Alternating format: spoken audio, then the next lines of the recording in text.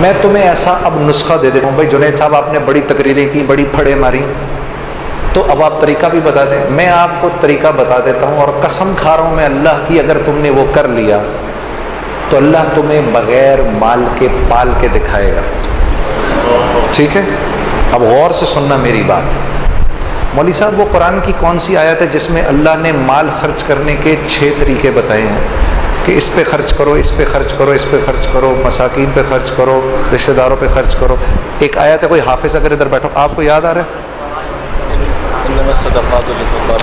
ذرا بتاتے جاؤ. پہلے کس کا نام لیا؟ سب سے پہلے اپنے مال کے 6 حصے کرنے ہیں. آج کے بعد جو گھر میں پیسے آئیں گے اس کے 6 حصے کرنے ہیں. ٹھیک ہے, غور سے سن لو. جو گھر میں پیسے آئیں گے اس کے کتنے حصے کرنے ہیں؟ 6 حصے کرنے ہیں. سب سے پہلے کس پہ خرچ کرنا ہے؟ فقراء پہ خرچ کرنا ہے. ٹھیک ہے جی, سب سے پہلے کس پہ خرچ کرنا ہے؟ پھر کس کا نام لیا؟ پھر مساکین کا, جو مسکین ہیں بیچارے. ٹھیک ہے, پھر اس کا نام لیا. ہاں, یہ عاملین کون ہوتے ہیں؟ جو اچھا, یہ وہ والی آیت ہے جس میں گردن چھڑانے والوں کا بھی ذکر ہے. ٹھیک ہے نا. پھر جو کسی نیک مقصد میں اپنے مال کو, آپ کے مال کو خرچ کر رہے ہوتے ہیں نا, ان پر علماء سے پوچھ لینا عاملین کس کو کہتے ہیں. یہ تیسرے لوگ ہیں جن پر خرچ کرنا ہے. چوتھا کون ہے جی؟ جن کو دین کے قریب کرنے کے لیے. ہاں, جن کو دین کے قریب کرنے کے لیے, یعنی جب اللہ کے راستے میں, یعنی جو قریب آ رہا ہو اس پر خرچ کرنا.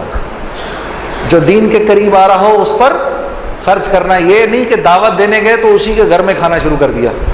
جی ہاں جی, میرا ایک دوست ہے, وہ تو یہ کرتا ہی کرتا ہے, میں اس کو سمجھاتا ہوں نہ کیا کر. وہ جس کے گھر جاتا ہے, سر ہم بیٹھے ہوئے چائے منگوا لیں گھر سے, اندر سے. جس کو دعوت دینے گئے ہیں اسی کے گھر سے چائے منگوا لی. جس بندے نے مجھے وصول کیا تھا, جنید غنی نے, وہ مجھ پر پیسہ خرچ کرتا تھا. اتنا کہ میں شرم کے مارے مجھے سمجھ بھی نہیں آتا تھا میں کیا کہوں. میں اس کی ہر بات مان لیتا تھا. وہ مجھ پر خرچ کرتا تھا. ٹھیک ہے, 4 ہو گئے. 5واں گردنیں آزاد کرنے میں قیدی. جو قیدی ہوتے ہیں, جو عدالتوں میں پھنسے ہوئے ہوتے ہیں, جن پر قرض چڑھے ہوئے ہوتے ہیں, اللہ کے راستے. وابن السبیل, اور جو اللہ کے راستے میں ہوتے ہیں. 6 تو یہ ہو گئے. اپنے مال کے کرو 7 حصے, اور 7واں حصہ گھر والوں پر. اب یہ بات تو بڑی, پھر سمجھ لو کہ پاگل ہوں نا. ہاں, کوئی گل نہیں. میرے نبی نے اللہ کا ذکر ایسے ہی کرنے کو کہا کہ لوگ تجھے پاگل ہی سمجھیں. تو پاگل بھی اگر سمجھ رہے تو کوئی بات نہیں. اپنے مال کے کرو 7 حصے, اور اگر تم نے اس طرح مال خرچ کر لیا, میں قسم اٹھا کر کہہ رہا ہوں, کچھ عرصے بعد تمہیں روپے پیسے کی ضرورت سے اللہ آزاد کر دے گا. اگر نہ کیا تو مجھے پکڑ لینا. یہ بات مجھے مولانا سعید احمد خان صاحب کے توسط سے کسی نے بتائی ہے کہ ایک آدمی نے کہا, مولانا یہ آپ زندگی کیسے گزارتے ہیں؟ انہوں نے بولا, قرآن کی یہ آیت ہے, ان 6 لوگوں پر خرچ کر کے 7واں حصہ گھر والوں کو دے دو. اگر میرے ہی والا حال نہ ہوا تو مجھے پکڑ لینا. میں اپنے آنکھوں سے دیکھا کہ خالی جیب پر پیسے نکلتے. یہ سن لو جی, مولوی صاحب کہہ رہے ہیں اپنی آنکھوں سے دیکھا, خالی جیب میں سے پیسہ نکال رہے ہیں. پھر کچھ بات بنے گی نا, پھر مزہ بھی آئے گا زندگی گزارنے کا. ابھی تو اللہ سے لینا سیکھا ہی نہیں, کچھ دیکھا ہی نہیں کہ اللہ کرتا کیا ہے. ہاں, لوگوں کی غیبت کرنا بند کر دو, اللہ کی قسم تمہاری ایک بات کسی اور تک نہیں پہنچے گی. کر کے تو دیکھو. پیٹھ پیچھے لوگوں کی بات کرنی بند کر دو. ہاں, تم قتل بھی کر دو گے کسی کو پتہ نہیں چلے گا. کرنا نہیں خدا کے واسطے.